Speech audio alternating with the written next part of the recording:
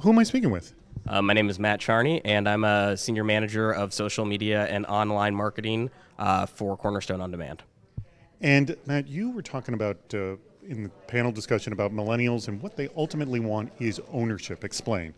I think that we've developed into the expectation, obviously, that we are not going to be with a company for the entire course of our careers.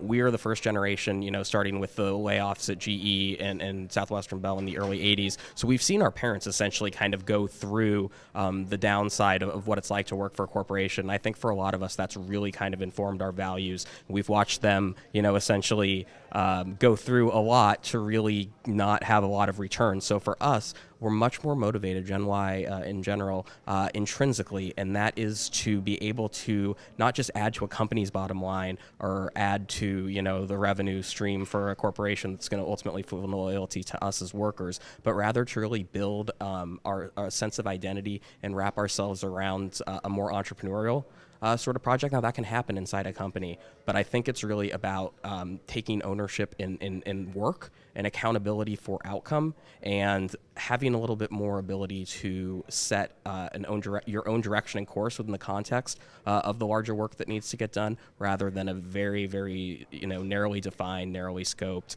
and often limiting job description or responsibility. That's what's going to ultimately harm retention, is the more narrowly you define a job and a career path, the more likely that somebody's going to find external edification and move on when it's time to get to that next level.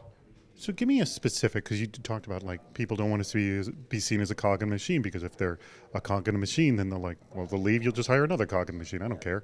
So give me an example. This would be an example of someone being a cog in the machine. This would be an example of someone, having ownership. Sure. So I think that I'll use my own career actually as an example of this.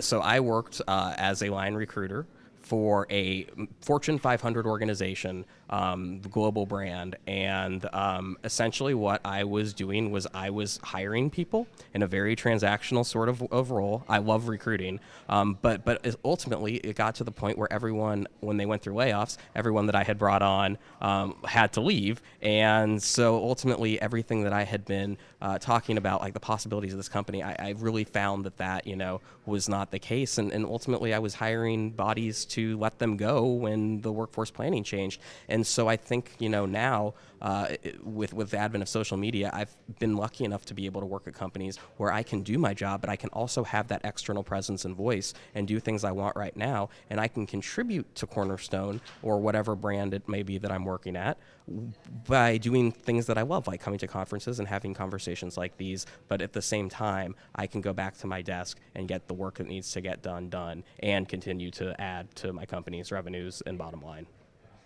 Excellent. That's a great example. Hey, thank you so much for your time, Matt. Thank you very much for having me.